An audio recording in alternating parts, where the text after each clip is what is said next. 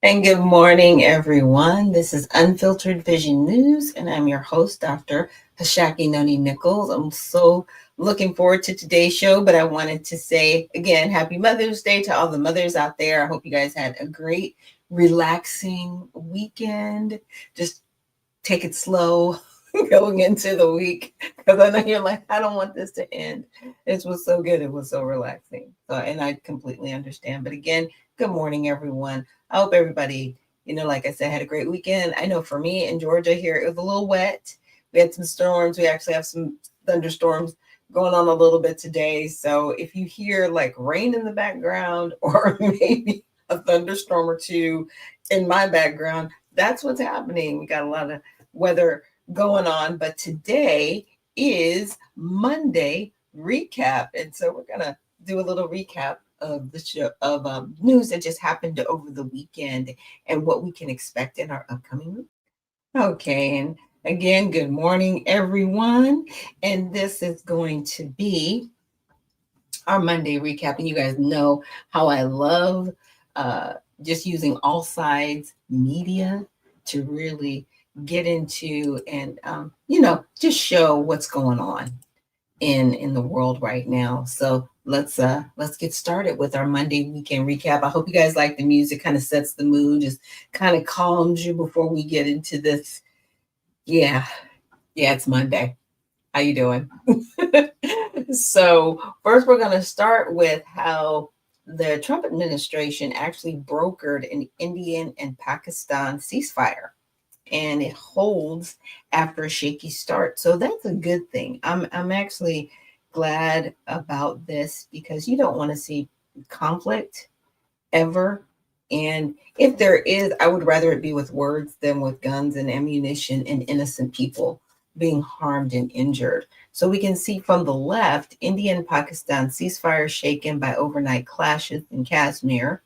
And in the center, you've got India and Pakistan accuse each other of violations after a ceasefire deal. And then on the right, you've got Rubio Vance help advance ceasefire between India and Pakistan. Now, looking at those three different vantage points, you would think, and this is just me, it's like, it almost looks like, it literally looks like three people telling three different situations going on. Like none of them really line up. Maybe the center and the right, but not the left and the right.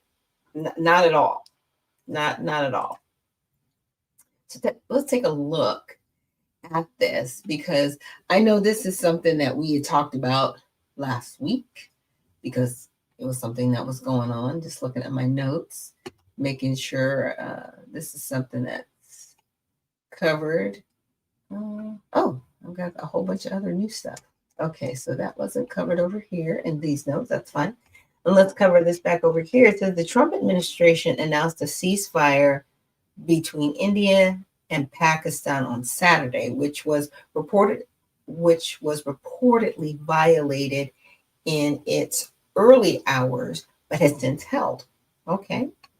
So the details, according to the Associated Press, which leans left, people on both sides of the line of control in Kashmir reported heavy fire in the first hours of the ceasefire, but the fighting stopped Sunday morning. Okay. President Trump promised to boost trade stability with both nations and work to find a settlement for Kashmir. Pakistan has thanked Trump and the U.S. publicly for facilitating the ceasefire, but as of Sunday morning, India has not commented yet. Okay, so for context, the recent escalation in violence, dubbed by India as Operation Sindoor, was the worst in decades and triggered an April massacre of Indian tourists in Kashmir that India blamed on Pakistani terror groups. Kashmir is a disputed region that has, sorry, I'm looking around my camera, been a point of contention between the Hindu majority India and Islamic Republic. They gained independence in 1947. So President Trump wrote on Truth Social, while not even discussed, I'm going to increase trade stability with both of these great nations. Additionally, I will work with you both to see if after 1,000 years a solution can be arrived at concerning Kashmir. Vice President J.D. Vance wrote on X, great work from the president's team, especially Secretary Rubio. So how the media covered it. So coverage from AP and BBC News focused on both sides' claims regarding the ceasefire and the fact that it has since been held. BBC included several quotes from U.S., India, and Pakistan officials. The Square, who leaned right, emphasized the Trump administration's integral role in facilitating the deal. So you've got some favorable coverage, you've got some outside coverage. We've learned, from when we did our initial show last week with the Smith Month Act, that the BBC, they're allowed to propagandize U.S. citizens, right? But also the U.S. is also allowed to propagandize U.S. citizens. So a lot of times when you're seeing this coverage, it's coming from a slant, right? That's why we see the left, the center, and the right, but we see the left kind of like way left at different times, and just really not wanting to give this administration any credit, or maybe even the people involved. So I'm really grateful that there is a ceasefire going on right now, because we really don't need any more war or conflict. I'm okay with that. I really, really am okay with that. And I want to see India and Pakistan work together. And with that, I saw another story. It wasn't on all sides that I found it, because like I said, I've got two different sets of notes going on. But Tesla actually announced a major expansion of production in India. So Tesla unveiled plans to build a large manufacturing plant in India, a major move for the electric vehicle giant as it seeks to tap into the rapidly growing market in Asia. The move is expected to create thousands of jobs and significantly boost India's EV market. Okay, now a lot of people might be sitting there like, why is he going over there? Well, you're tearing up the facilities over here. Like literally tearing them up, bombing them. Why would he not invest in another country, right? I mean, those jobs could have been American jobs here, but you've got people that literally want to be domestic terrorists and bomb Tesla. That's sad. It's sad, because there could, like I said, there could have been more investment here, but hey, Americans don't want it. They don't want it. But these are the same people that aren't really coming up with any solutions either. They want to have tantrums, but not solutions. Got it. Thumbs up. I don't know if I'll give it a thumbs up, but just saying. We've also got another story over here that I really wanted to look into. And this is about the Pope. So apparently, that's bias alert. Pope Leo the 14th's background opinions spark media bias. Okay, I'm in. I'm intrigued. So Cardinal Robert Prevost's election as the new Pope of the Catholic Church has sparked celebration among many Catholics, while also prompting some split media coverage of his background and viewpoints.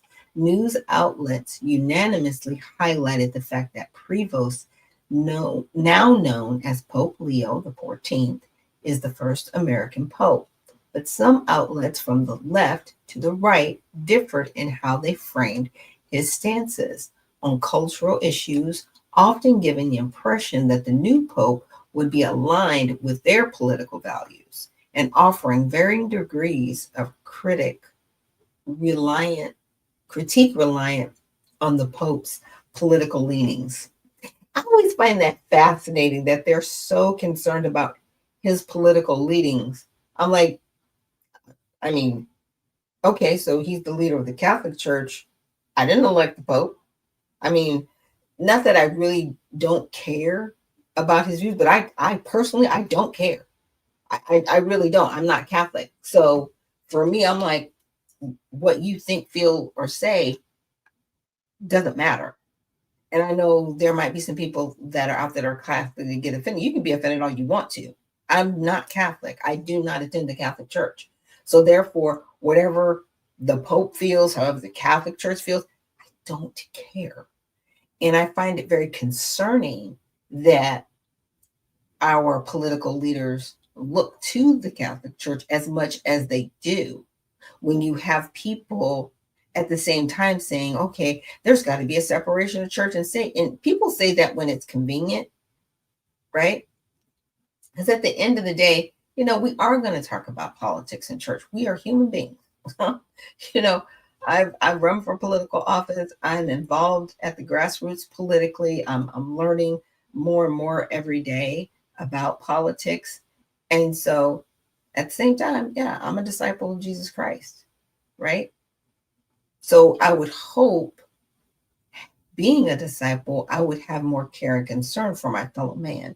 And I would be a lot more respectful of their time, of how I go about doing things in the political arena. Sorry, excuse me, not to stumble over my words.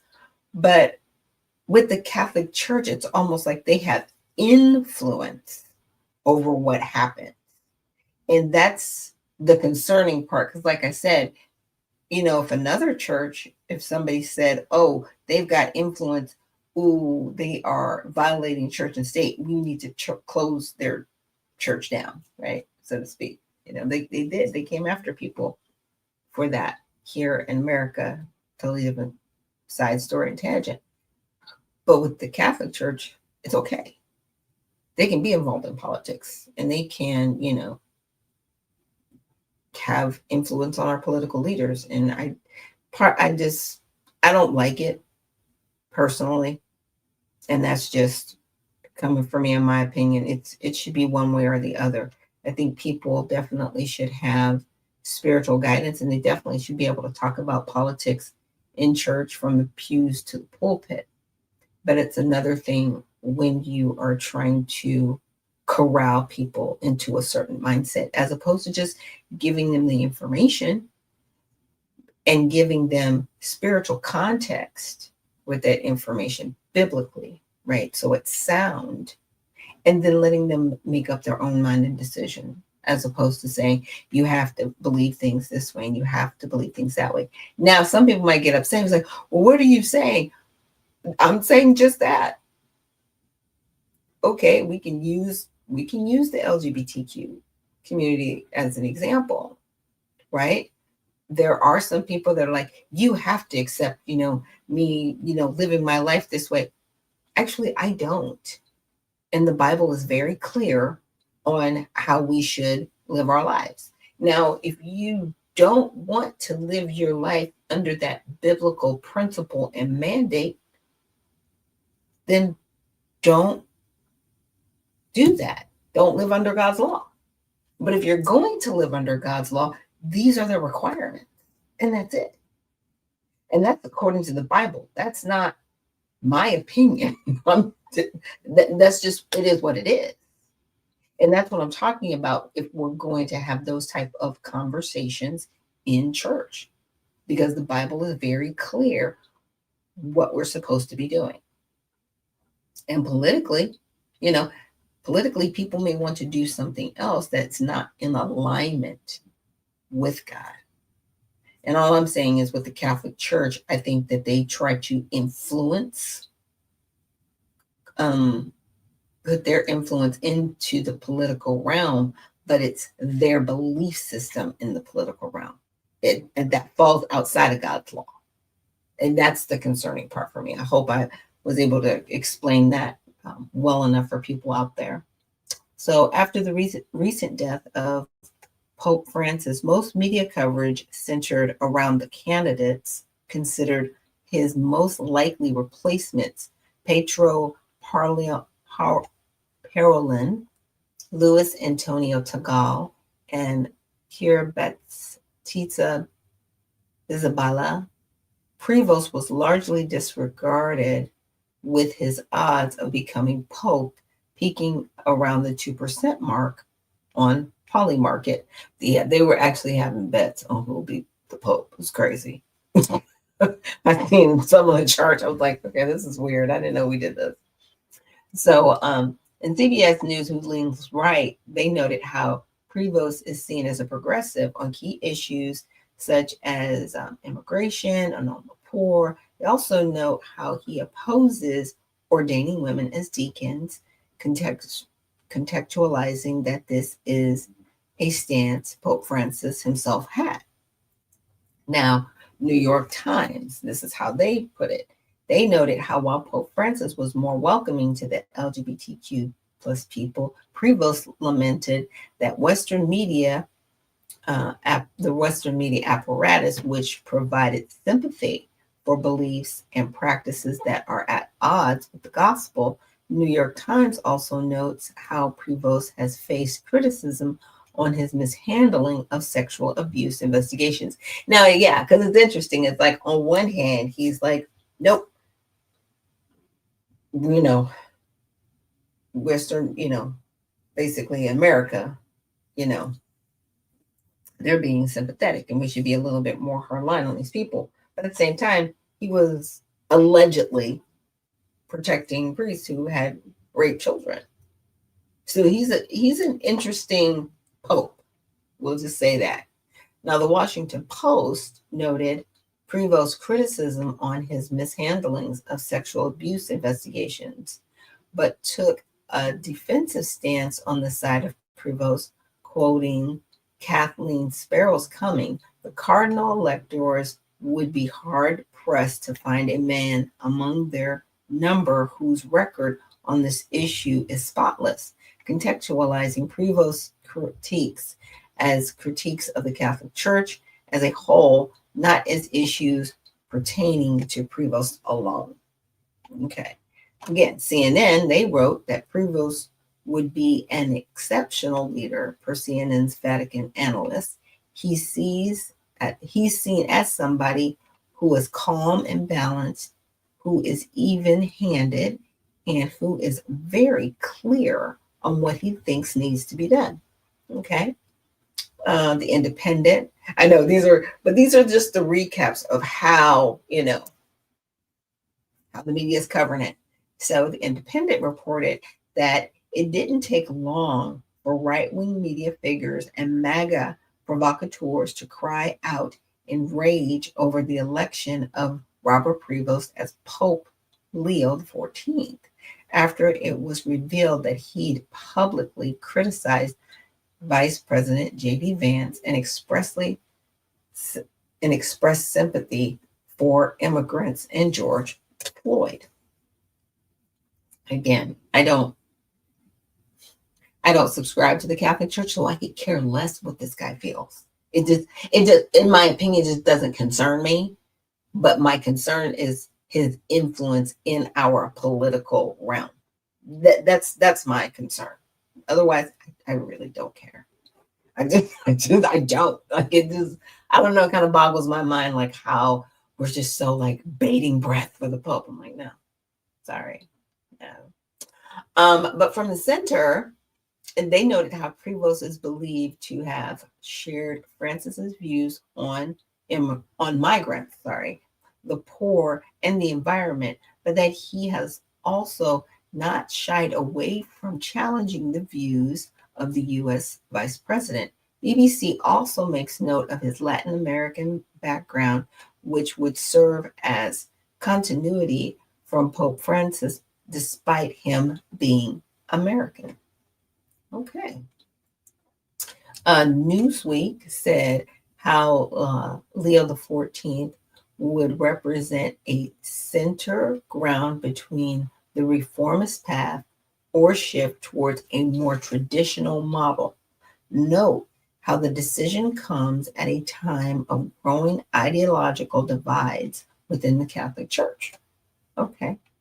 And Forbes wrote how Vatican experts have also theorized the Church has long hesitated to name an American pope because of the United States' status as a global superpower, fearing the concentration of power, but suggested Leo XIV's service in Peru would make him globally minded. Interesting. Again, this way. Reuters included in its headline that Leo XIV is a Francis supporter, suggesting his primary focus would be continuing Pope Francis's work. A high-ranking Catholic official told Reuters that Leo XIV has a strong commitment to social justice issues aligned with his predecessor. Let's look at the right, and then we'll take a short break, but let's finish the right. So Breitbart wrote how the media has already scrambling to glean clues about the stances on moral and theological issues, and quoted Charlie Kirk, right bias, who claimed that Prevost is a registered Republican, a strong Republican, and he's pro-life. The Washington Times emphasized Leo XIV's American citizenship, quoting several Republicans who classify the Pope as a Republican and a win for America. Daily Mail wrote that Leo XIV took a hard stance against gender ideology, that genders that don't exist. Okay. Took a hard stance against gender ideology, that genders that don't exist. Okay, maybe that's just, I kind of know what he's saying. It's like, no, there's two genders, male and female. The source also wrote how the Pope was critical of Trump and Vice President J.D. Vance on immigration, and added that he had an uphill battle primarily because he is an American, considering no American had held the title of Pope previously. And Newsmax highlighted how Leo XIV is a registered Republican in Illinois, while also saying he spent years amplifying criticism of Donald Trump's policies on social media, especially with the president's stance on immigration. So I kind of really like that recap, just really seeing,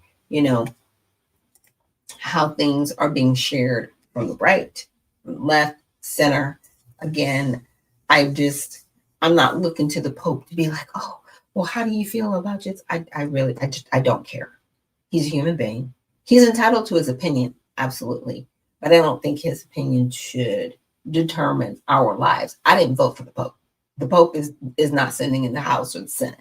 He's not the president. He's not the vice president. He is not a head of state for the United States of America. So I really don't have a concern. I mean, is it great that, he is actually, trying to follow the Bible? Yeah. Is he flawed? Absolutely. Absolutely, he's flawed, because allegedly he protected people who, were violating children and they were raping children. And if he was a part of that, that's something that he's going to have to answer to God for. And that's why I say allegedly, because I don't have the actual background. There's been accusations out there. But again, he's a human being. And human beings make mistakes. But I'm not going to wait bated breath as, oh my gosh, what has the Pope said? No, not here. Sorry. Hope you're not offended on a Monday. But with that, let's take a short break, and we will be right back after these messages.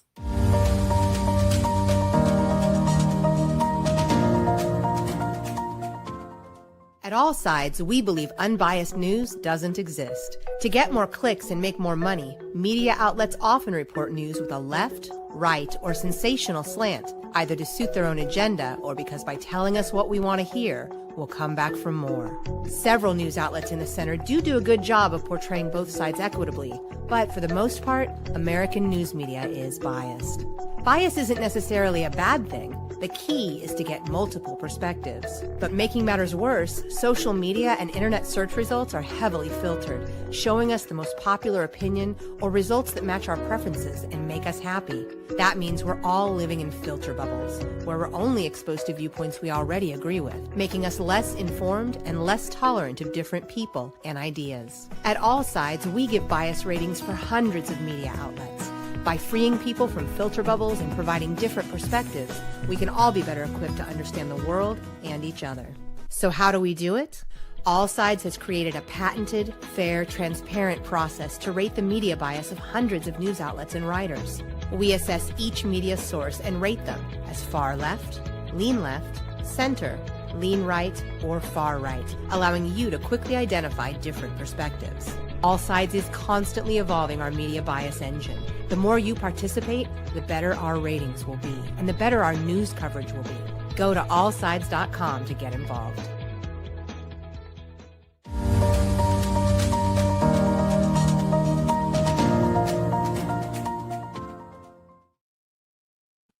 And we are back, and thank you so much for joining me on this Monday morning. This is Unfiltered Vision News with Dr. Hashaki Noni Nichols. I will be your host, and we are recapping the weekend. This is the Monday morning recap, and so there have been a lot of stories that happened from Friday till yesterday. Again, hoping all the mothers out there had an awesome weekend. I know I did. It was very relaxing.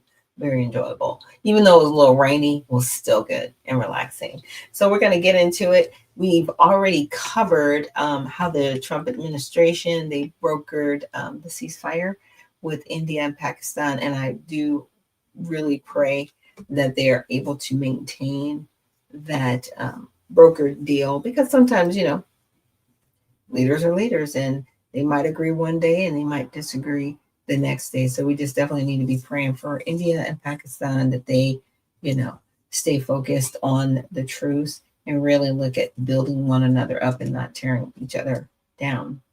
So I did want to look at this story. It was a little concerning. So Trump fires Librarian of Congress, Carla Hayden.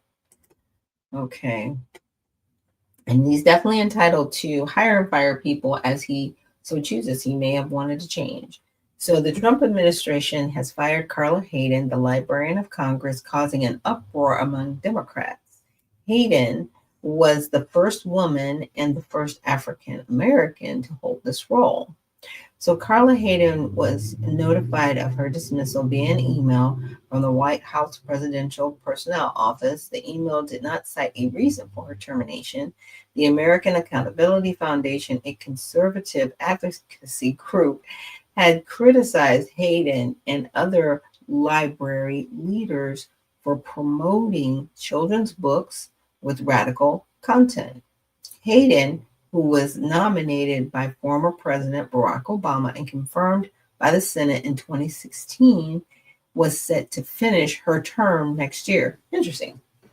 So let go of right before her term was over. Okay, so I guess so it's like a 10-year term. Okay, got it. And now it says there were quite concerning things that she had done at the Library of Congress in the pursuit of DEI and putting inappropriate books in the library for children. White House Press Secretary Caroline Leavitt told reporters at a press briefing on Friday. So the Library of Congress has an extensive collection of books, including rare children's books. Hayden's dismissal comes amid a series of firings by the Trump administration, targeting officials believed not to align with the president's agenda. Many Democrats view these firings as unjust and politically motivated. Okay, I'm going to just stop there really quick, because guess what? The president can fire whoever he wants to. This is his cabinet, period. And if he wants to fire the person in the Library of Congress, he can't. This is a nominated position. It's an appointment. And so if he doesn't want that person there, he can let them go. He doesn't even need a reason to let them go. He just let them go. He's like, you know what? Clean sweep, everybody out. New sheriff in town, everybody goes. So I'm not offended by this. It's sad. She was just, 1 year shy of just kind of, gracefully leaving and walking out the door and being like, hey, I hope the next person that comes in, they'll do a great job, or, however she plans to pass the torch. But yeah, he's entitled to just let people go. So let's see. Several media outlets on the left, The Guardian and the New York Times, emphasized the criticism and outrage from Democratic leaders and characterized the firing as part of a broader purge of government by the Trump administration. Other outlets on the left, including the New York Times, CBS, omitted that Hayden's role was set to expire in 2026. Interesting how that works. And, we don't know. Maybe behind the scenes, she might have been like, yeah, I'm ready to go. Let's, you know what I'm saying? let's go. Or, you know, the press secretary mentioned, she's like, there are books here that, don't align. And we're ready to, send this person off and hire somebody else. But they would have to hire somebody else anyway in 7 months because her term expires next year.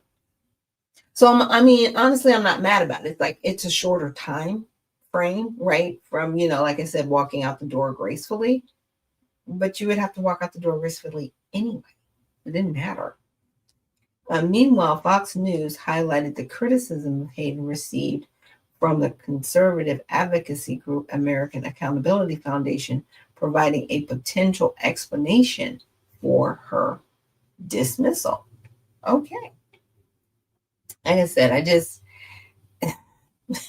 whenever it's somebody who looks like me getting fired, or somebody who does not look like me, it is an issue sometimes. It's not an issue for me.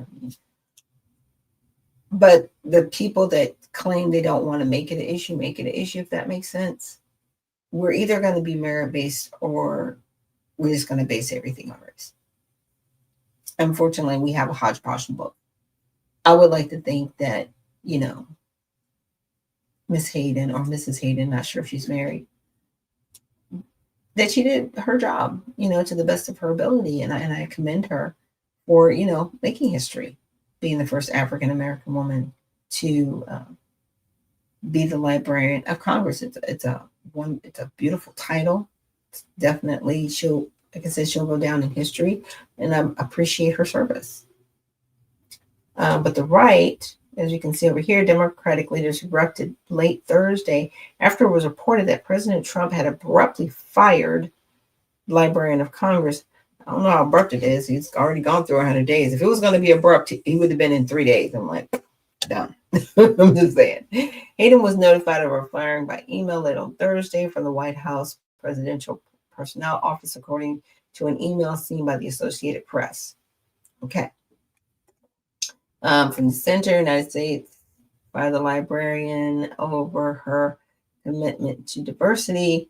The White House said on Friday. White House Press Secretary Caroline Leavitt said the Trump administration believed Hayden wasn't serving the interests of American taxpayers, citing her advancement of diversity, equity, and inclusion policies. And on the left, of course, the Trump administration fired the Librarian of Congress on Thursday, drawing swift outcry from Democrats. Dr. Hayden was the first African-American and first woman to serve as the lead of the institution. Dr. Hayden, appointed as the 14th Librarian of Congress by President Barack Obama in 2016, had overseen the library through President Trump's first term. So he didn't fire her first term. She was there. But, there was a lot going on in his first term, and he might not have gotten that far. But now we have, again, she was going to have to be replaced anyway. So we don't know if maybe if they had agreed to a shorter term. We don't know. Everybody's like, she just got an email. And I'm like, I think obviously it had to be more than an email. There was a conversation. We'll find out more about this story, but I wanted to tap into that one because, as you can see, the emotional outcry from the left, as opposed to just bring facts, bring the email, bring something that's not this whole emotional brew of, oh my gosh, I can't believe this happened. And believe it, it happens. People get fired every day. Trust me, they get fired every day. Democrat, like, I need you to calm down. Just gonna need you to calm down. Okay, Fetterman. I don't know. This man got into Congress, y'all. If he can get into Congress, there's hope for everybody. There is hope for everybody. Definitely check out usaredemptionparty.com if you want to join our party, and be a servant of the people and not a politician. But let's look at Mr. Fetterman and see how this is doing. So John Fetterman, politically inconvenient or unfit to serve. Now, he, I kind of applaud Mr. Fetterman because, yes, there are some things he's got some behavioral issues or other, mental issues going on, but he still, ran for Congress, got nominated. I've got a lot of respect for that because it's not easy, serving in the House or the Senate, and he's a senator. So, like I said, I got respect for the grind. So, reports from New York Magazine and Associated Press led some to question John Fetterman. Is he in good health? Interesting. So last week, New York Times published a piece that said Fetterman's staffers did not believe he was mentally healthy. Fetterman called the piece a one-source hit piece in some anonymous sources, so there's nothing new. On Thursday, the Associated Press said Fetterman raised alarms with an outburst at a union meeting. It read, before long, Fetterman began repeating himself, shouting and questioning why everybody is mad at me. Why does everyone hate me? What did I ever do? And slamming his hands on a desk, according to one person who was brief on what occurred. So, voices on the right noted that Fetterman has been a renegade in the Democratic Party, including defending Israel's actions in Gaza. That happened.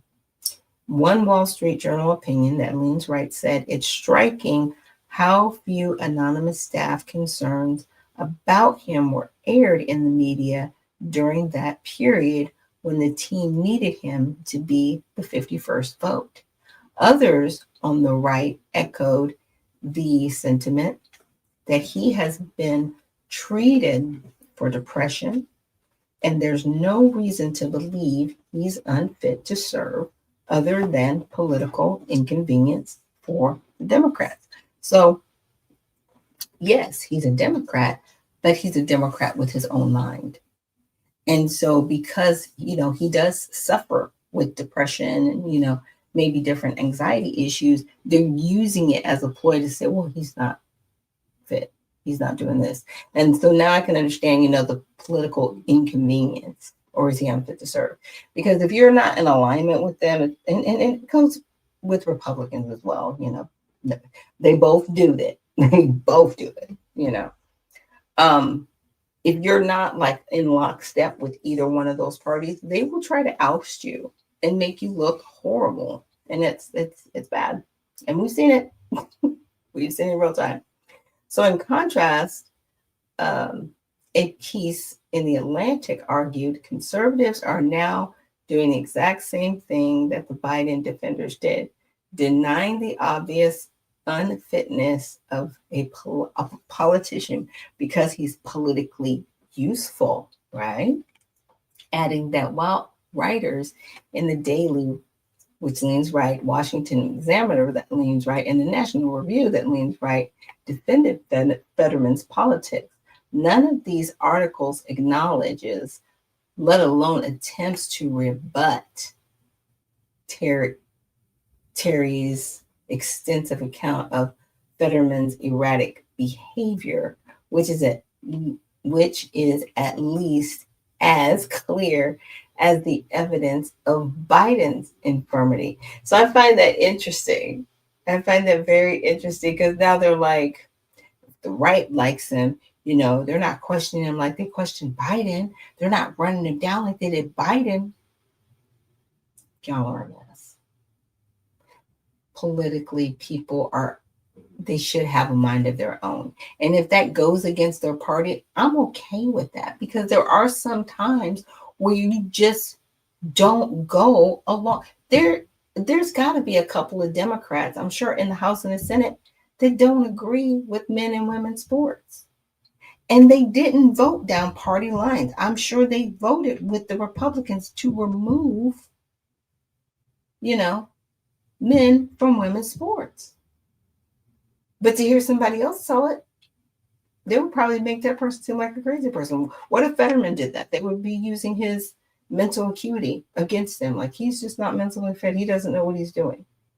No, people are allowed to still serve their constituents. That's why they're there. They're not there to serve the party. And I think that's the problem with both parties. And that's, in my opinion, Republican Party and the Democratic Party.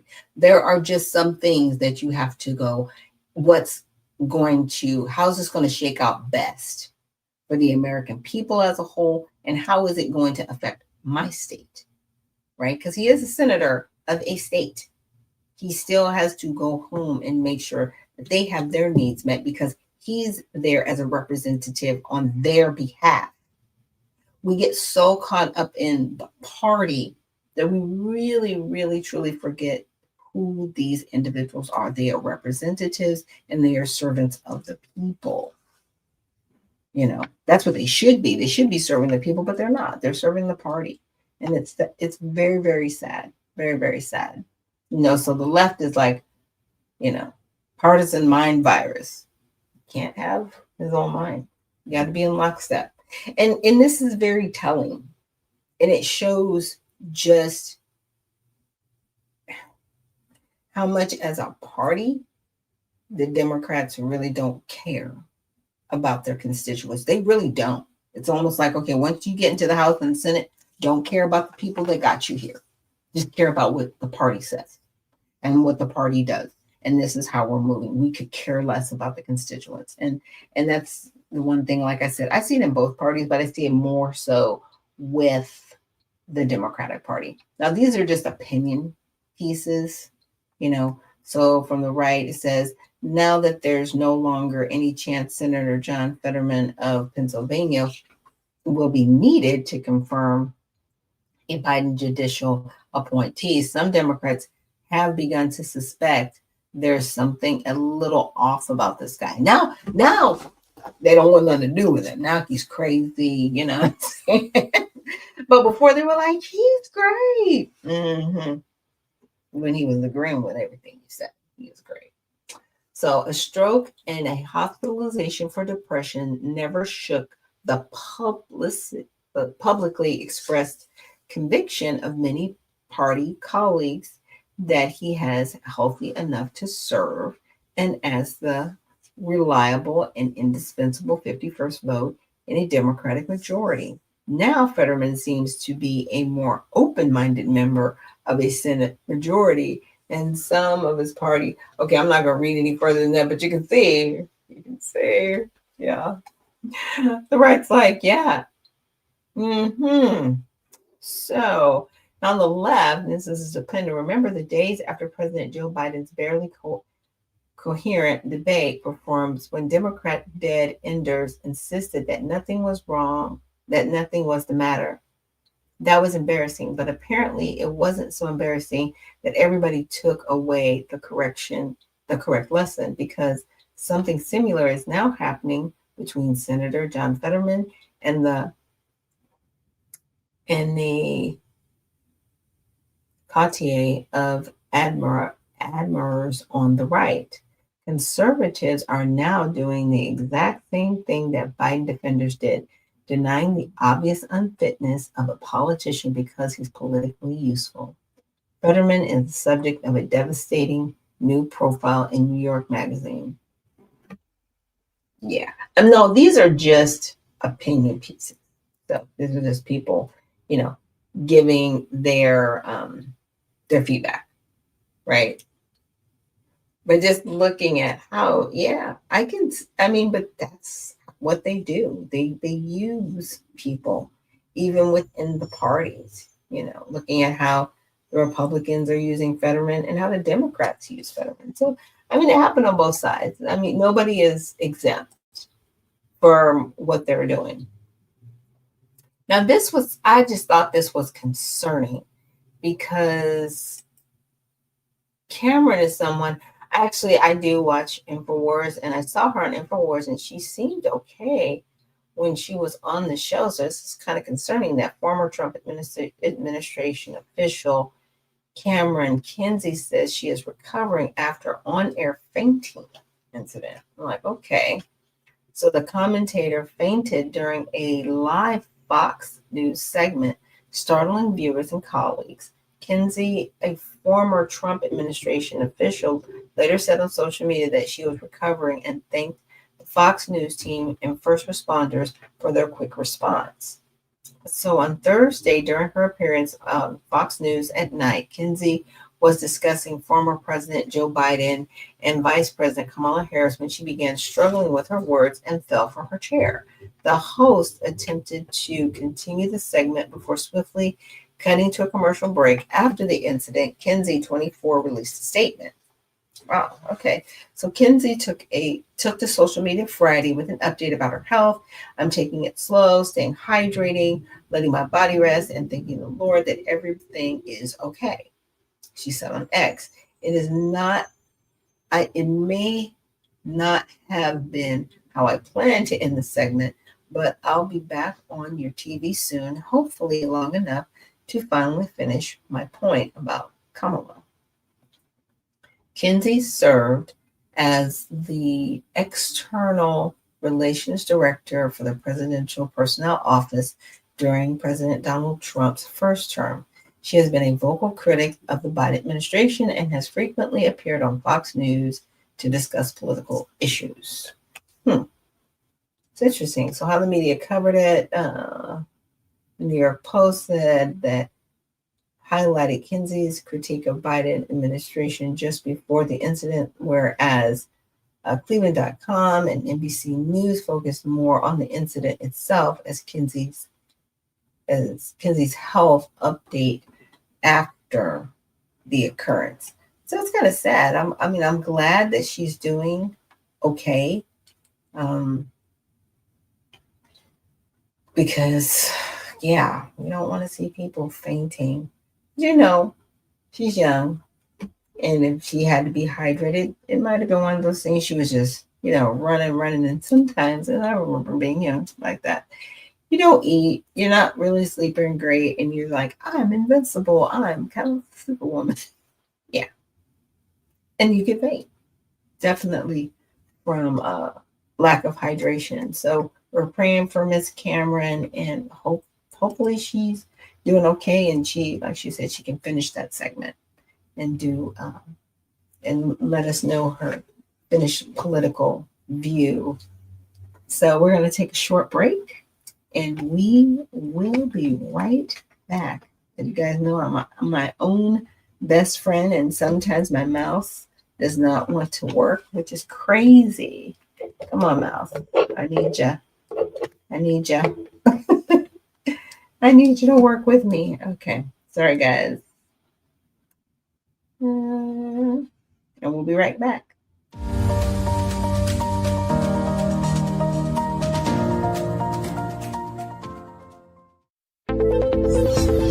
The browsers of today are broken.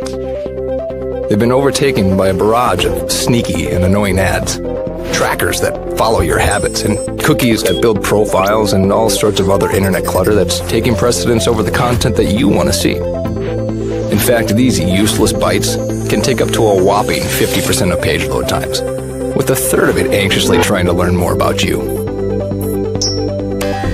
To make matters worse, some ad blockers are even letting ads through when large advertisers pay them. But do you really want a leaky ad blocker? It's because of these very reasons that we developed Brave, a new browser that kicks internet crud to the curb and makes it faster, safer, and better to surf the web than your current browser. With Brave, everything you need is built right in. We integrated technology that automatically blocks trackers, annoying ads, and shields everything that can cramp your style and destruct your privacy.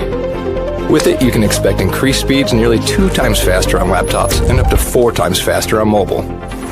And unlike any other browser, Brave allows you to support your favorite publishers with automatic micropayments. So it's a win-win for you and your favorite sites. To top it all off, Brave is open source because we truly believe it's our web and we need to fix it together. So ask yourself this question: do you want a web browser made for the internet of today? If so, try Brave. It's faster, safer, and ad-free.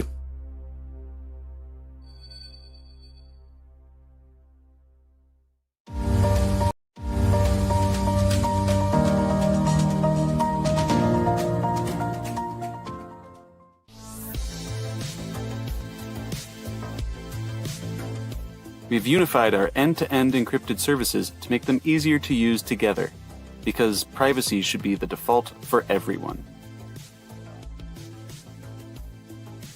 With the new Proton ecosystem, you can add events to Proton Calendar automatically when you accept an invitation.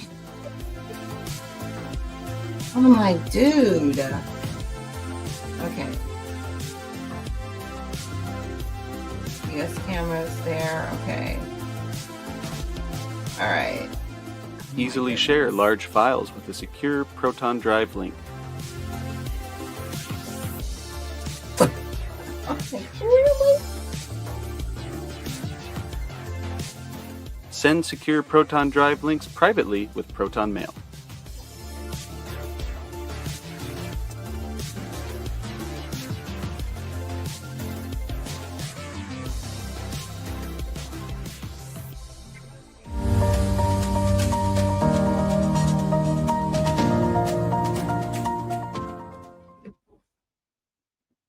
Hey, and we are back. This is Dr. Shakyamuni Nichols with Unfiltered Vision News. Thank you guys for hanging in there with me. I usually only do like a small commercial break, but I had to do one back to back. My camera was kind of, acting weird. But like I said, I'm anticipating some interesting things because we are having some thunderstorms down here in Georgia, and I'm just grateful that we have electricity right now. Okay, I'm glad I could just stream the show and be here with you guys this morning. And you can definitely catch Unfiltered Vision News Monday through Friday from 7 a.m. to 9 a.m. And also you can watch the replay on our Roku channel under Let the Truth Be Told Network. And so definitely check us out there. We've got some other shows. I'm also on the podcast Let the Truth Be Told with Pastor David Lowry. We're going to have Andre Barnes. He's got a show on there. Another one called Emerging Beyond with Dr. Asir. So really looking forward to building up the network and actually going live there. One day we're getting our shows together. So building the plane while we're flying. But I'm really grateful that we do have a network that has unbiased, unfiltered media. I'm holding to the Smith-Mundt Act, the original act that, does not want to propagandize the American public. I really want you guys to have the full scope of information and be equipped as consumers of news so that when you go out and you're hearing conversations, you can, check out all sides and see how the media is being covered and really get that well-rounded view as opposed to things being very one-sided and you really don't know who's telling the truth because sometimes they're not. And we, like I said, we covered that with the Smith-Mundt Modernization Act. So let's continue our Monday roundup. And the Catholic Church and Washington State are at odds over a new mandated reporting law. So let's check that out. Let's see, the Catholic Church and Washington State at odds over new mandated reporting laws. So a new Washington State law will explicitly direct clergy to report instances of child abuse to law enforcement. The law excludes an exception for information obtained through the Catholic sacrament of confession, also called reconciliation. The Archdiocese of Seattle told clergy that compliance would result in excommunication from the Catholic Church. Whoa. Wow. Wow. Okay. This is the one thing I've never understood about the Catholic Church. You know that there's abuse going on. Like, you know it. You know it. People have told you. Even the priests have confessed. And you just move the priest like it's going to go away. And they keep abusing children. And no one's held accountable. Like, no one's going to prison. It's crazy. Okay. So the law in Washington State, Senate Bill 5375, was signed by Governor Bob Ferguson, who's a Democrat, on May 2nd. Its enforcement is set to begin on July 27th of this year. The law, which is being investigated by the Trump administration's Justice Department, aims to enhance children's safety and enforcement justice for abusers. Yeah, you heard that right. The Archdiocese wrote, all Catholics must now be assured that their confessions remain sacred, secure, confidential, and protected by the law of the church.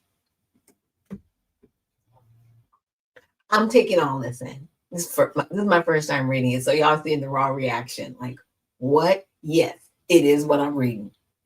It is argued that the new law goes against Catholic doctrine and blurs the line of church-state separation. You think? Let's see. So for context, many clergy members across the United States are mandated reporters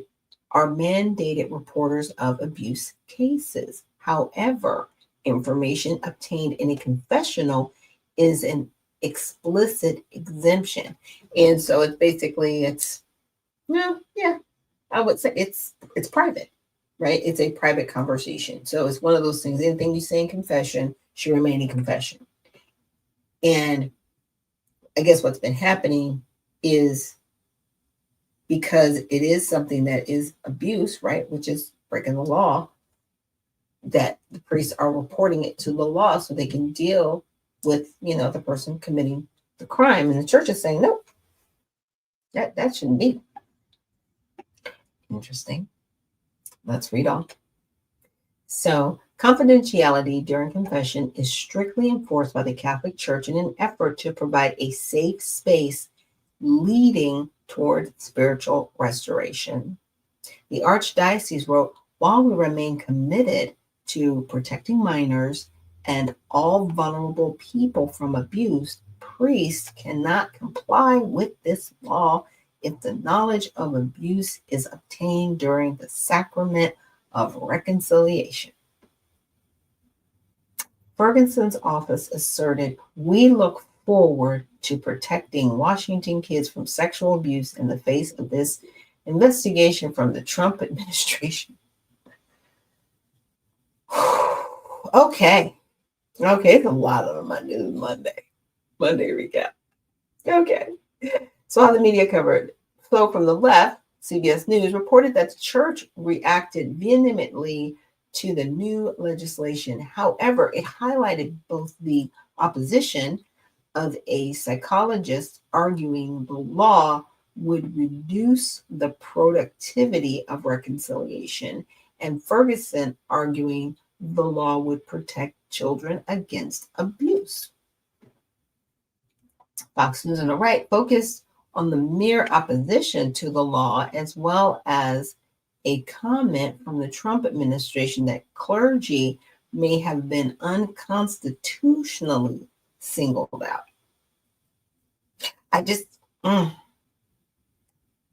So Catholic Church to excommunicate priests for following Washington law requiring child abuse confessions to be reported. Catholic Church to excommunicate priests for following new U.S. state law.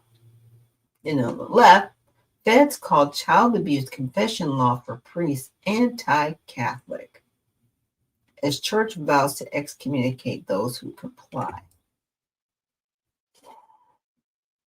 This is so sick that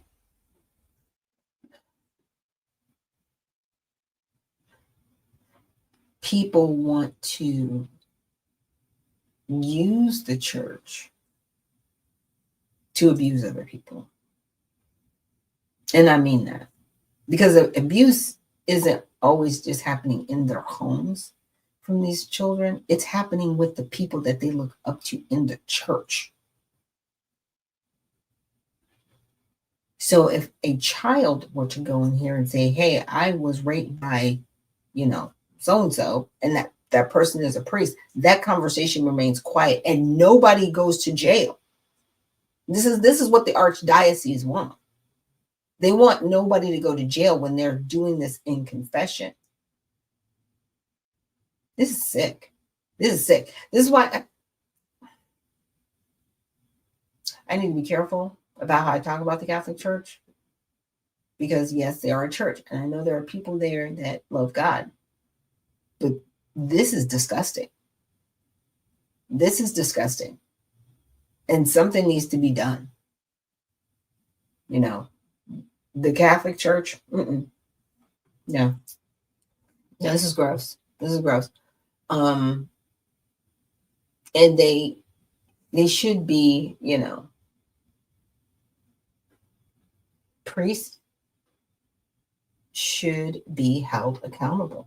There are so many priests that have raped children. No accountability at all. They just move them around. I'm going to move on for the story because it got me all emotional. So I'm in my feelings right now on a Monday. And we need to, you know, get into another news story that I heard about over the weekend. And I really want to just go through it slow, break it down with you guys. And so I'm going to take a quick commercial break and we'll see you on the other side.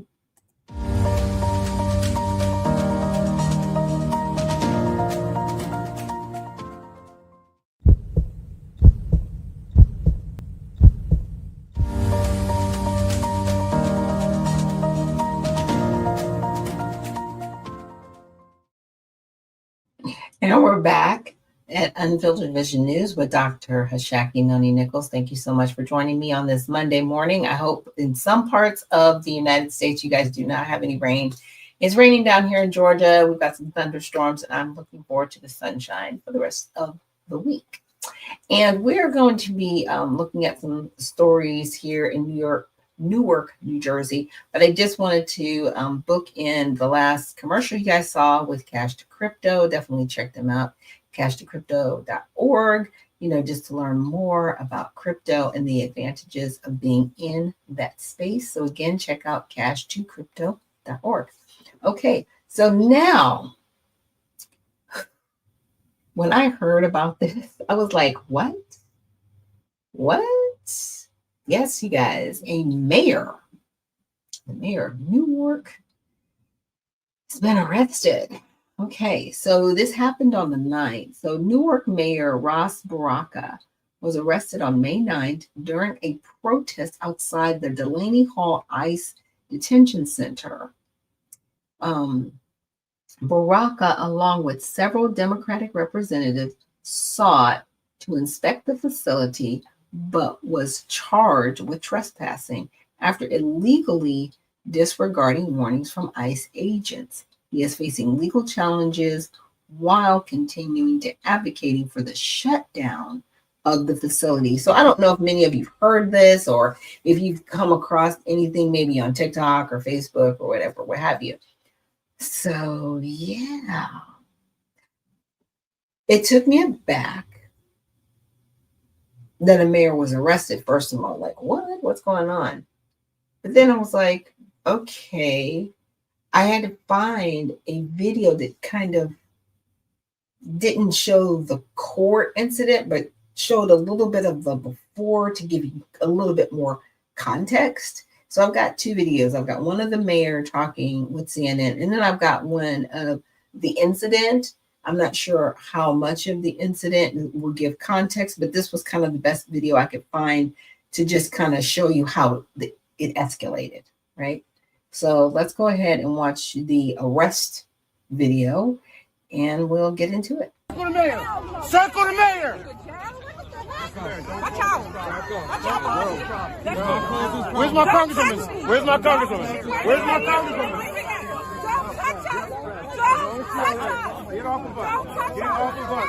Don't touch us! Get your hands off of us! Get your hands off! Get off of us! Don't put your hands on her either! Don't put your hands on her either! Don't do it. Back up. Back up. We're in the street. This is your girl. Get off of you. Get off of you. Get your hands off of me. Get your hands off of me. Are you okay? Get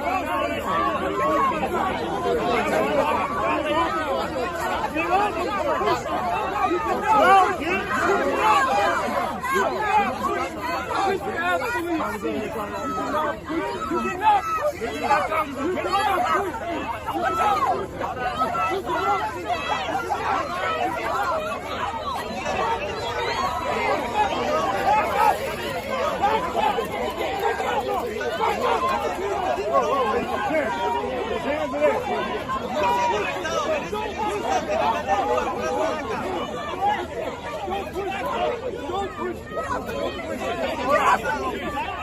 the hell off of me!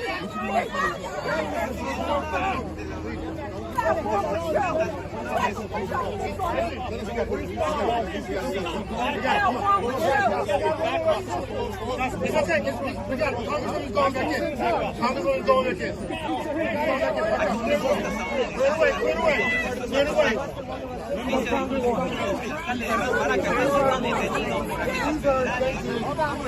Thank you. Get these two out. Get these two out. I don't play. I'm not playing. I'm taking it. What are you talking about? Oh, yeah, you're Okay, Connie.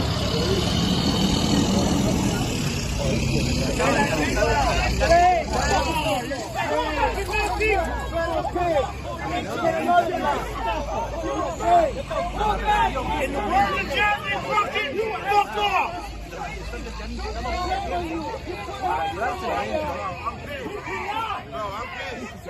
Y ahora no se va a saber mucho de la grave hasta que las noticias se aclaren más. Alcalde, después de este arresto. It's on camera, Congresswoman, don't worry. It's all on camera.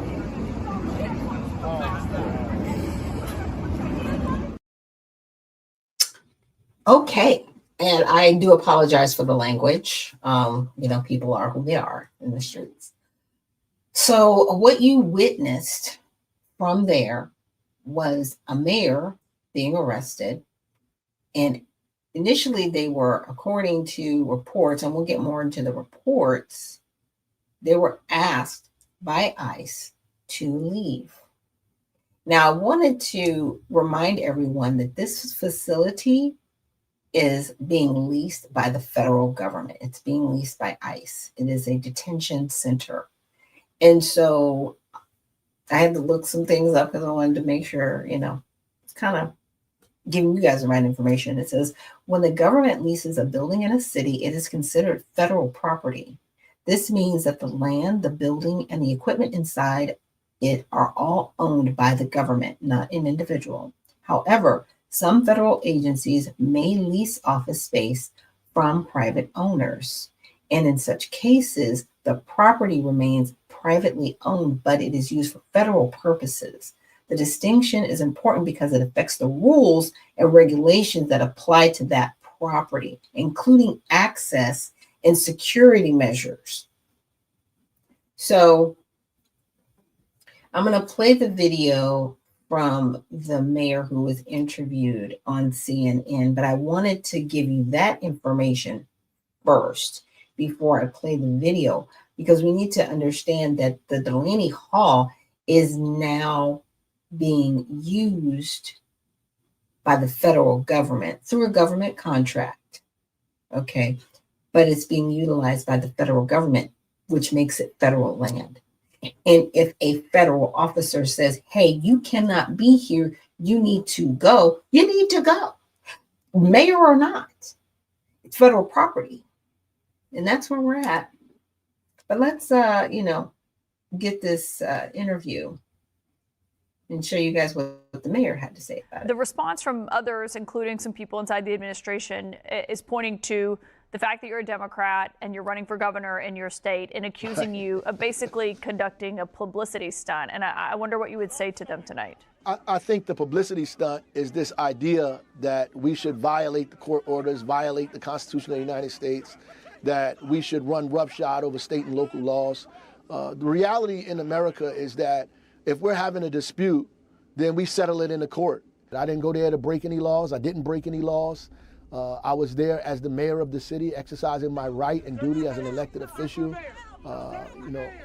supporting our Congress people, preparing for a press conference that was supposed to happen there. I did not enter that place unlawfully. I did not break any laws. I don't have any regrets at all. I went down there to support my Congress people, my Congresswoman from my district, Congresswoman Blondie Watson-Coleman as well, who is like a mother to us here, and Congressman Menendez, who's also from our district. I went down there to support them in a press conference, and I would do it again. I have a right to go to those facilities as the mayor of the city. Fire inspector has a right to be on those facilities. And it is not federal property. It's in fact private property. GEO is privately owned. It's a private prison that these people are getting $63 million to do this work. And they have to abide by local laws. That's just a fact. I don't care what our political differences is. They still have to abide by the law. Okay, so you heard the mayor's take on it, and I read you literally what he said is the exact opposite. When the federal government leases any facility, it becomes federal property. And he just said it's not the federal government, it's owned by a private company. Well, that private company has a government contract, and it's being leased by ICE, who is a federal entity. It is therefore federal property. Now, had they wanted to have their press conference, maybe, across the street or even on the sidewalk, they could do that. But once you cross that easement, and they were in the driveway area and they were literally blocking an entrance, you can't have your press conference there. You can have it across the street. You can have it, you can be on the sidewalk in front of it, as long as you are not obstructing any type of entry or exit from the facility. You can have it in the background. That's totally fine. You're okay. But you were on federal property and you were asked to leave, and you did not leave. And then he goes, well, we're, going along with the court order. I don't know if anybody of you guys caught that, but yeah. So I, just did like a Google search and asked, can the mayor demand entry to a facility? And the feedback that I got, from my little GPT said, so it says the context provided does not directly mention a mayor demanding entry to a federal leased property. However, it does discuss the GSA administration and its role in federal leased properties. The GSA is responsible for managing federal properties, including leased spaces for various agencies. Recently, there has been a significant directive from Donald Trump and Elon Musk to terminate leases on approximately 7,500 agencies. This move is part of a broader effort to reduce federal office space and potentially fire government employees. Okay, and we all know that because we're all trying to save money. So I asked a different question. So I said, can a citizen demand to enter the facility? Which is, they weren't trying to enter the facility. So let's just be clear. They weren't trying to, brush through the barricade, as you saw in the video, but they were trying to have a press conference on what technically is the property. Like I said, if they were on the sidewalk, that's fine. But the minute you go up into the driveway and you're in the parking lot area, you are on federal leased property. So citizens generally do not have the right to demand entry to federal leased property. Okay. The right to access such properties is typically restricted to authorized personnel and is governed by specific regulations and lease agreements. For high security leased spaces, the lease agreement must include provisions that limit access to the property or information within it to individuals who have been granted permission by the federal tenant. So let's just say this mayor, he called ICE ahead of time and he made an arrangement like, hey, we really want to have a press conference. Yes, we're at odds with you guys, and I'm just making up, I'm spitballing here. But we have an issue, right, with what you're doing with the property. And so we want to have a press conference. And I says, well, let me check with my boss to see if that's okay. And the people there say, okay, well, that's fine. They can have it there. They didn't do that. apparently, from what we saw. But ICE does not have to allow them to be there because it's federal property, period. Period. And for safety reasons, I'm very sure because it's a detention center. So they're going to be escorting people in and out. They cannot have civilians and cameras and all of these other things all over the place at that facility. Again, it's federal property now. It's no longer city property. So what the mayor said was incorrect. What the congresswoman out there was yelling was incorrect. This is federal property and it needs to be respected. So the federal, just going down for high security lease spaces, which this one is, the lease agreement must include provisions that limit access to the property or information within it to individuals who have been granted permission by the federal tenant. The federal leasee, right, must have written procedures in place to govern access in case of emergencies that may damage the leased property. Additionally, before entering into a lease agreement, the federal leasee must require the covered entity to disclose any foreign ownership or involvement in the financing of the lease space and consult with the federal tenant regarding any security concerns and necessary mitigation procedures. These measures are in place to ensure the security and integrity of federal operations and information. So what I found interesting about the video is they specifically were kidding the mayor, right? Not the congresswoman, not whoever there was another gentleman there. And there's another gentleman who said, we need to protect the mayor. We need to, where's our congresswoman and all these things. And I'm like, okay, so you didn't arrest everyone. It was just the mayor. That I found fascinating because I was like, okay, you had several people there that were in violation of being on the property, but the mayor specifically got arrested. Like I said, not the congressman, and they brought them all through the barricades, but it was just the mayor. Like I said, that was the part that stuck out to me. So we're going to take a quick break.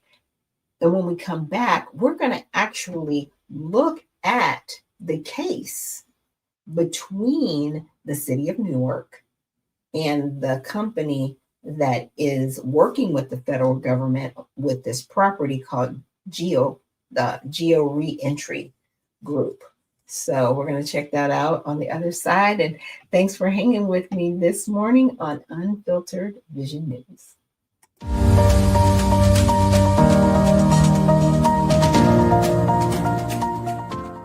All Sides has created a patented, fair, transparent process to rate the media bias of hundreds of news outlets and writers. We assess each media source and rate them as far left, lean left, center, lean right, or far right, allowing you to quickly identify different perspectives. All Sides uses many methodologies to determine bias, including the Blind Bias Survey, gathering people from all parts of the political bias spectrum and having them read and rate articles blindly, without telling them who wrote the article or which media outlet it came from. Then we take the average bias rating of several articles from a given media outlet for our final bias rating. Another powerful method we use is the editorial review. Focus groups of people with multiple political viewpoints who review the works of a media outlet and come to a consensus on its bias. We also look at credible third-party data, including academic research by top universities. Finally, what you say matters. We gather community feedback on our site every day, including hundreds of thousands of votes on our bias ratings. Our final bias ratings aren't determined by these votes, so they can't be gamed or falsified by any group. But we do analyze those votes for input and look for warning signs that our current bias ratings might be off. All Sides is constantly evolving our media bias engine. The more you participate, the better our ratings will be, and the better our news coverage will be. Go to allsides.com to get involved.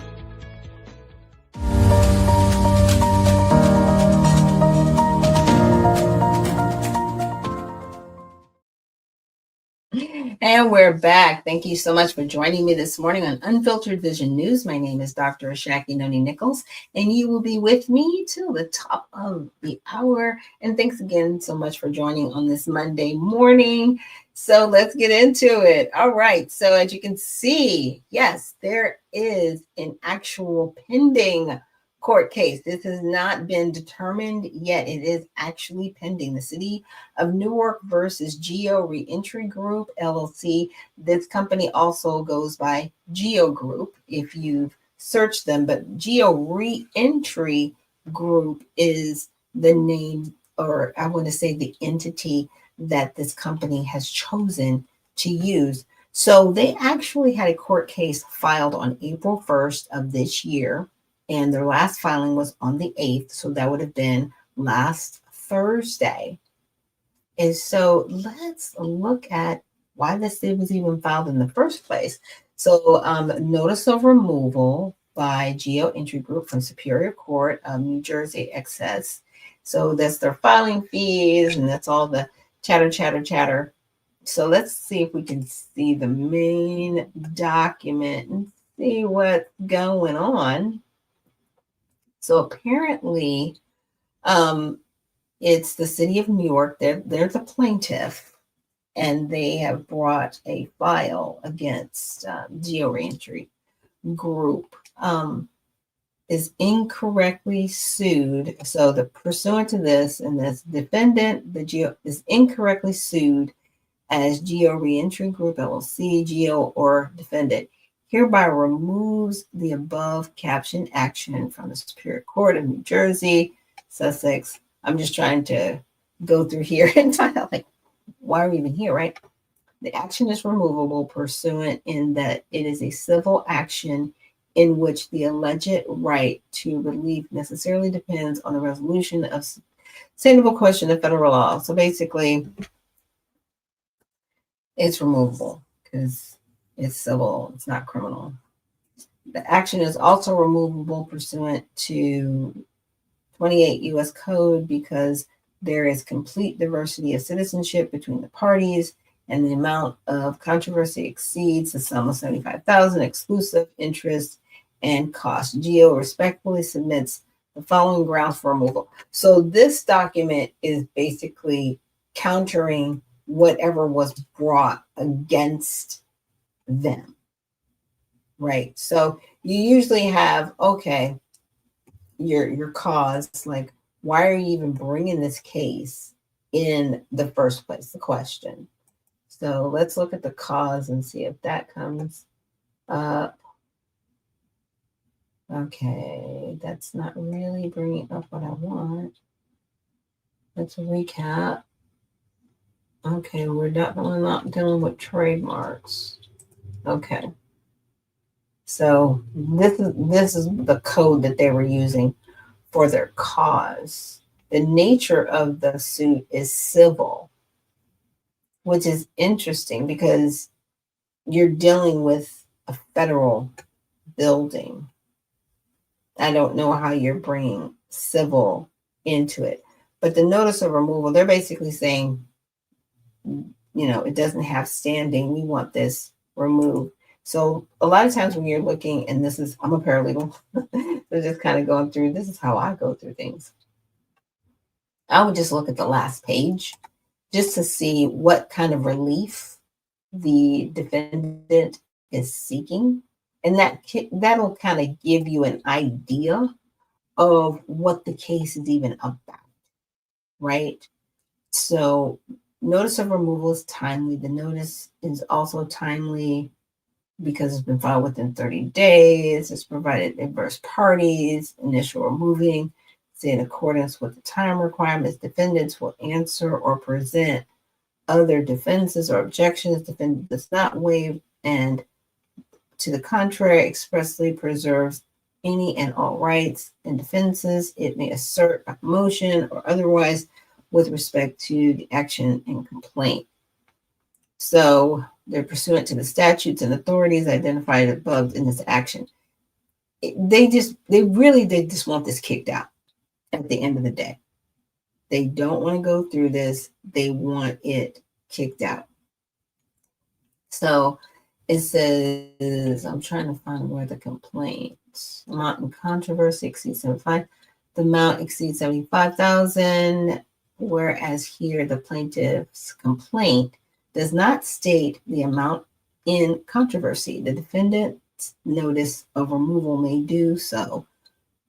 To establish the amount in controversy, a notice of removal need not contain evidentiary submissions. Rather, a defendant's notice of removal need include only a plausible allegation that the amount in controversy exceeds the jurisdictional threshold. So, if they want this shut down, why are they asking for money? Like none of it makes sense. Like this is the weirdest thing. But we're gonna go through this together. Complete diversity of citizenship. Action removable. I'm just reading through this. I'm just mumbling, y'all. Y'all can see the words. Geo's corporation. Okay, they're just stating where Geo is a citizen of Florida, right? And that's when they say they're a citizen of Florida, that's where the LLC is established. So if you were to go to headquarters and you would want to know where their address is, that's where they're located. So even though this is happening in New York, New Jersey, they could, if they wanted to, they could shift the jurisdiction down to Florida because that's where they are. But depending on how they're going about it and the way they signed the lease, it may determine that the jurisdiction would be Newark if anything were to happen with the facility. So the complaint seeks injunctive relief to require the defendant from ceasing the challenged conduct. Okay, I know this is like super tiny for y'all. I'm sorry, it's a little. Let me make this a little bit bigger. Hopefully that helps. I just thought about it. I was like, oh, my poor audience. Y'all probably like, we can't see the words. Help us. Oh, I think I overdid it. Oh, no, this is great. This is better. Okay, so the complaint also seeks attorney's fees. Let's see. Ceasing the challenge conduct without conceding the merits of plaintiff's claims, the value of injunctive relief. Okay, that would exceed. So the complaint also seeks attorney's fees. Okay, interest aggregate according to the court decision of action. Yeah, so they were basically saying, we need this thrown out. We need this removed. Because, yeah. But plaintiff's assertion of authority to override ICE's determination that the Delaney Hall facility meets ICE's requirements for contract award presents a direct conflict with the objectives of Congress, allowing Newark to exercise a virtual power of review over ICE's contracting decision through the discriminatory application of local, state, and administrative codes stands as an impressionable obstacle to the accomplishment and execution of the full purposes and objectives of Congress. I know it was a lot. That was a lot. I'm glad I didn't stumble over too much of it. I had to put my hands up because, whew. So in short, it's kind of letting you know that the city trying to override the qualifications of what that building standards should be is irrelevant. So my husband, he's in the military, and he's retired. And we were talking about this, and this is what happens when the federal government leases a space, it becomes federal property. It is no longer under the jurisdiction of the city or state. Okay, so it almost becomes like its own little area. It is sovereign, and it's sovereign to the federal government. So all the complicit laws that it has to measure and follow are the standards of the federal government itself. So this was a contract that Geo won for ICE. So ICE put out there, hey, we need a building in Newark that's a detention center. And Geo was like, okay, they found the facility. They're leasing the facility. And under the contract, they're saying, okay, city, we are going to be leasing this to the federal government, right? They have to tell the city what they're doing. Obviously, it's in the city. But once they win the contract, the city can no longer tell them what to do. But that's what's happening right now. I mean, this is all going to shake out, but this is why we're here. Section 49 is why we're here. Because as you heard in the video, the mayor was saying there are things going on in there that we need to know. And I don't care if it's federal. Really, sir? And you want to be governor? Scary. Scary.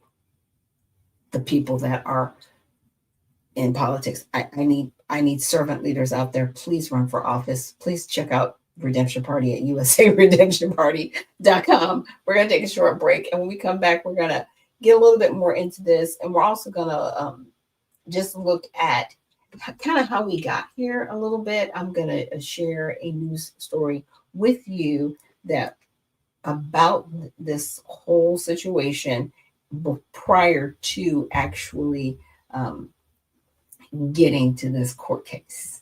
So, well, with that, we will be right back.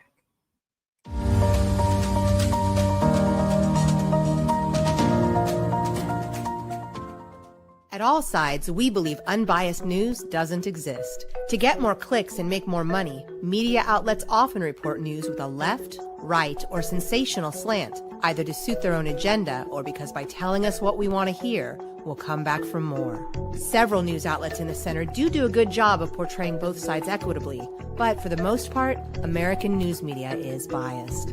Bias isn't necessarily a bad thing. The key is to get multiple perspectives. But making matters worse, social media and internet search results are heavily filtered, showing us the most popular opinion or results that match our preferences and make us happy. That means we're all living in filter bubbles, where we're only exposed to viewpoints we already agree with, making us less informed and less tolerant of different people and ideas. At All Sides, we give bias ratings for hundreds of media outlets.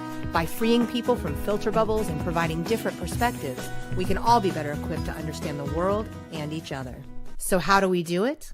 All Sides has created a patented, fair, transparent process to rate the media bias of hundreds of news outlets and writers.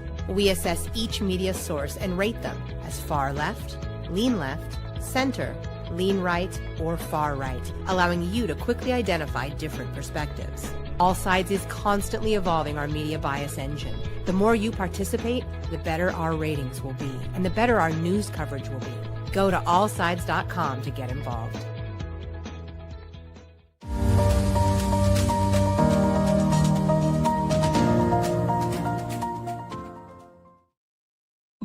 And we are back. Thank you so much for joining me here on Unfiltered Vision News. My name is Dr. Shaki Noni Nichols, and I will be bringing you the news this morning. And so, like I said, we're going to look at kind of how we got here with this legal complaint with the city of Newark and Geo, which is the company.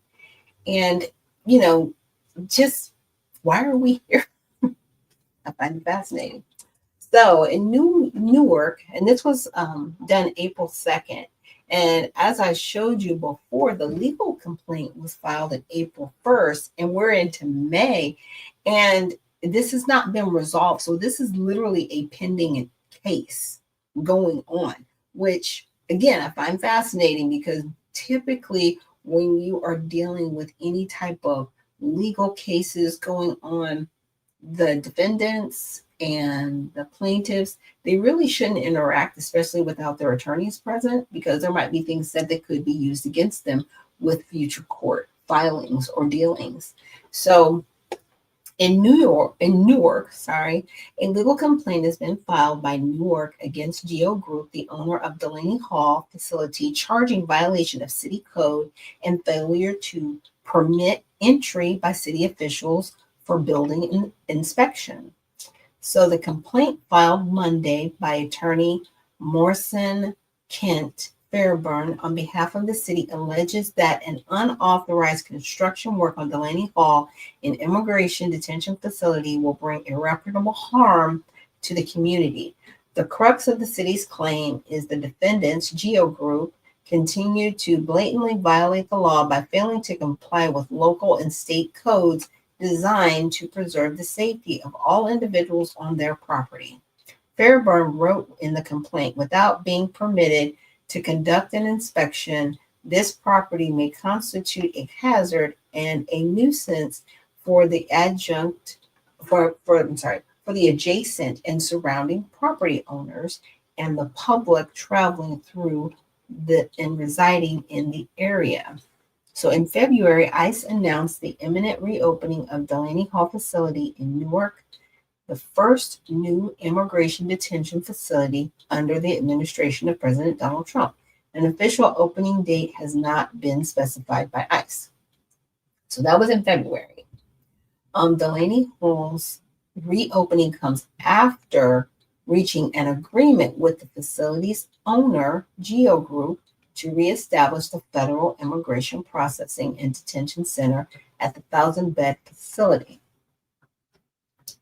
The complaint says that on March 31st, Newark officials went to Delaney Hall on Doremus Avenue, hopefully I'm saying that right, to conduct inspections after observing a park lot full of vehicles at the facility 3 days earlier. City officials were stopped by security outside the guarded entrance area and explained to the assistant facility director that they needed to conduct crucial life safety inspections. The complaint said, specifically, final inspections have not taken place for the fire alarm or elevator functionality. Geo Group representatives still refused to allow the city officials to enter the building for inspection after being made aware of the concerns and violations, according to the complaint. While there, it was observed that there had been electric work done to the annex structure on the parking lot. It was also observed that there had been plumbing work done to the annex structure. Geo Group directors informed city officials that the building is presently being used as a training facility, yet the elevators have not officially been certified or passed fire department inspection, according to the complaint.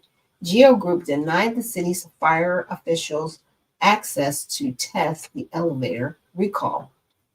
Fairburn alleges that without proper inspections, the city can't determine whether the building is fit for occupation. No certificate of continued occupancy has been requested by Geo Group, according to city officials. A CCO verifies a property meets all the applicable codes and regulations for continued occupancy, including those related to health, safety, and fire prevention. Fairburn added that the irresponsible construction practices, including exposed wires, substandard electric or plumbing work, and building space subdivisions not allowed by code standards, puts occupants at risk. HVAC, electrical, plumbing, and their pressure systems have not been utilized in the building for years at a time. The complaint said the city will suffer greater harm if not permitted to inspect the property than defendants will suffer if delayed in their use of the building pending inspection and compliance. Newark has requested an order permitting entry from Sussex County Superior Court, and that no occupancy be permitted pending inspection and compliance with state and local codes. The city has also requested that Geo Group cease all construction and comply with all relevant fire, health, and safety regulations, as well as reimbursement of any potential attorney's fees and court costs. Yeah, that part. Okay. So Mayor Ross J. Baraka's office reported early Monday that Newark Department of Engineering imposed a stop work order to halt any and all construction at the site on Monday. As I said in the past, without compliance with requirements, Delaney Hall cannot lawfully open, Baraka said, we will not tolerate federal attempts to ignore or evade our laws and statutes which apply to everyone. A GEO spokesperson called the attempt to stop immigration detention centers opening another unfortunate example of politicized campaign by sanctuary city and open border politicians in New Jersey to interfere with the federal government's efforts to arrest, detain, and deport dangerous criminal illegal aliens. Baraka, a Democrat, is the candidate in the November gubernatorial race. He's running for governor. These political motivated tactics threaten both public safety and the local economy and are based on bogus claims about the Delaney Hall facility, which previously operated as a federal immigration processing center for 6 years under President Obama's administration. Without opposition from local political leaders, the GEO Group spokesperson said. So this actually is just a reopening of the building, and they actually are working on the building. Now, I hear where the mayor's coming from. It's like, okay, we just want to make sure everything's up to code, but it's a federal building now. It's federal now. They're sovereign. They really don't have to listen to you. Like, I mean, I'm just saying, like, they could be nice about it, but they don't have to listen to you. They don't. Just letting you know. So I'm glad you're going to court. We'll see how this all flushes out in court, though. We'll see. We'll see. Because all you want to do is, like you say, quote, we just want to see inside. Really? Okay. The Newark Department of Engineering Director Dolores Martinez Wooden testified in the complaint, that the lack of an inspection presents an immediate and significant risk to life safety, including fire hazards due to improper electrical wiring, risk of electrocution due to unpermitted electrical work, insufficient plumbing that may yield lower pressure, environmental issues, and inability to conduct an elevator recall in case of a fire, placing occupants at risk of injury during evacuation procedures. The GEO Group spokesman argued that Delaney Hall's reactivation as a federal immigration processing center will create hundreds of unionized jobs with an average salary of $105,000 and is expected to contribute $50 million to the local economy, which isn't bad. The politicized action of the local and state official put these benefits as well as the safety of the community in jeopardy, the GEO Group spokesman said. That's a long story, but this is how we got here. So the city is just claiming, we just want to come in and make sure that you guys are doing all of your work right. It's a federal building. I mean, it's top notch. It's not demanding any resources from the city, period. Like, it's not demanding that you do this. And actually, they can get third party individuals to come in and sign off on the work and give you the inspections. The city does not have to come in and inspect it directly. They can be given the information from a third party. They can just hire a third party to come in and do the work, check the elevators, check the electricity, check everything, and basically give you a report and readout, period, without affecting your city resources. So you would rather use city resources on a federal building than use those resources to clean up your city, because last I heard, it's interesting in New York. Just gonna leave that there on the table. So let's just, I want to go back and just walk through the motions that have been filed thus far in this case. So let's do that. So, because I really, like I said, I really want you guys to see where we're at. So we looked at the notice of removal. So that's Geo, and they've got their exhibits there. There was also an affidavit that was filed, and that was on April 1st. Corporate disclosures. These are pretty standard filings done. The certificate of service, and that's just showing like where they're at, what they're doing with the building. Okay. So the case was assigned. So the case is moving forward. So it does have some legitimacy, right? I'm not saying it doesn't. They had a telephone text order. They had a status conference on April 4th. Let's see, minute entry, that another text order. I don't want to say this is all boring stuff, but this is just mostly communication between plaintiffs and defendants. This is just how everything gets in motion until we either get to a summary judgment or we're going to move through and we're going to have a court proceeding. I highly doubt this is going to be something that goes to a jury trial. That's not what they're doing here. They really just want a settlement. And the city is looking for Geo, if Geo loses, to pay for the court costs and taking them to court. And so there was another motion filed, joint necessary party and dismiss, or in the alternative, order or more definite statement. Okay, so they're still trying to get this dismissed. And motion over relief. Okay. We're going. Motion to leave appear. Okay. Motion to leave. It went all the way through April.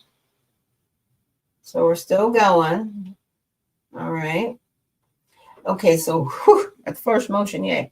Order to show cause by the city of Newark. So now the defendants are saying, we want you to show cause.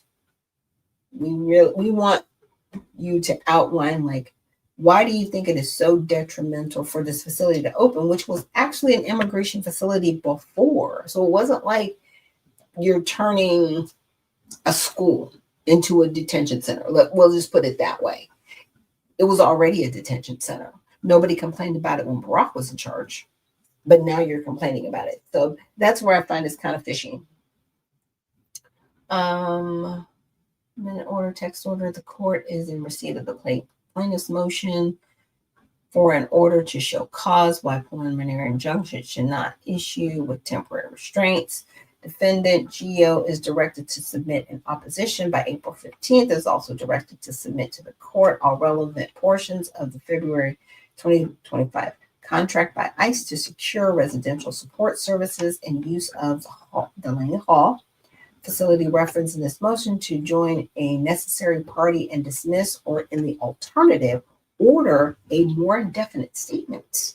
Specifically, Geo is directed to provide the court with portion of the ICE contract relevant to the following issues: use and control over all or part of the Delaney facility, Geo's obligations to comply with local state law, the performance-based natural detention standards, Geo's responsibility to secure building permits and other relevant permits in advance of ICE's occupation of Delaney Hall, a hearing as to plaintiff's motion for an order to show cause why preliminary injunctions should not issue with temporary restraints. Is scheduled for the 17th. So they were moving forward. All I'm saying is we were moving forward. Again, they had a status conference on the 14th. There was a brief here. They did a response and all other stuff. I know it's boring. I'm sorry, but I find it fascinating as a paralegal. Like, what are we doing? So the minute order for the proceedings held before the judge is hearing court issued preliminary injunction should not be issued with temporary restraints. Interesting. I just want to get down and see like where we're at in May. There was a text order. Plaintiff City of Newark is ordered to file a submission of not more than 10 pages which must include a response to the defendant, an argument, motion. So now we're in the back and forth. Now we're having a conversation about this case. So moving on, they got down here, but I looked through this before, and this is what I found fascinating. Is going into May. Because a lot of this is just telephone conferences, but we're back and forth. We're talking to plaintiffs. We're getting ad hoc lawyers. We're making sure that people can be here. Yeah, pro hack vice.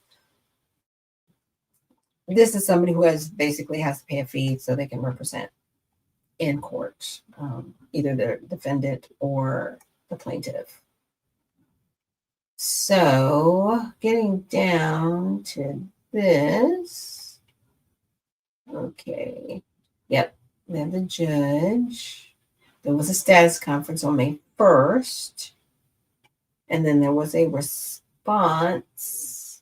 And they're at another status conference on the 8th. So Thursday, when we saw that, I won't call it a tussle, but we saw the intense gathering. On Thursday, it was scheduled, there was a status conference scheduled in court. Remember, the mayor said that this has gone to court. Yeah. But what I found fascinating was this response. I'm going to pull it up for you guys. And I want to say this is from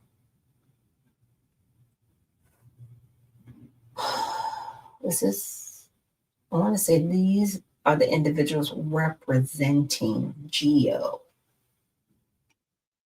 Yes. Okay, it says, I represent the GEO Group, Inc., incorrectly sued as GEO Reentry Group, LLC, in the above captioned case during a call held before Honorable Lita Dunn read on May 1st. Counsel for the City of Newark indicated that it intended to file a supplemental submission in further support of its motion for the preliminary injunction. 4 days later, on May 5th, Newark filed a letter and 2 additional letter attachments. The delay itself underscores the lack of emergency here. The submission also fails as a matter of law and fact. Newark's motion should be denied. So again, GEO's just like, look, they're not even following this the right way. Like, why are we here? Like, this is a why are we here letter. That like, what are we really doing? What are you doing? What I wanted to see is that he said something very fascinating. It was like, we might have to go over this a little bit tomorrow, but he was really just outlining, like, you know, again, why are we here? What are you doing? Really, what do you want? And so this is where I'll go to the end of the letter just to find out, like, why we're really here. But in other words, Newark is fulfilling its promise to shut down Delaney Hall regardless of the process. City of Newark Mayor Mr. Baraka's statement on ICE intention to open detention center at Newark's Delaney's Hall. News updates, ignoring the court's warning against these types of tactics. So this was sent before the 8th. Okay.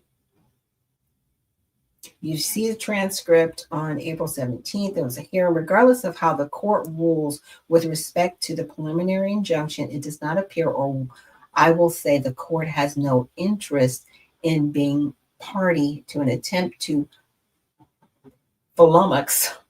impede or obstruct the necessary rule that the executive has in housing detainees. Newark appears to want to grant its own preliminary injunction motion rather than await the court's decision. So again, there's this little back and forth, but definitely check out this court case, and we're going to keep you guys up to speed on what happens next. But yeah, right now, city's out of line, mayor is out of line. And with that, I just want you guys to remember when you see all these things occurring, look up, for your redemption is drawing near. And with that, definitely check out the USA Redemption Party at usaredemptionparty.com. We're looking for people to be candidates and servants of the people, not politicians, and members of the party. So thanks again for joining us here on Unfiltered Vision News. Praying you guys have a wonderful Monday. It's going to get better from here, and we'll see you in the next one. Have a great one.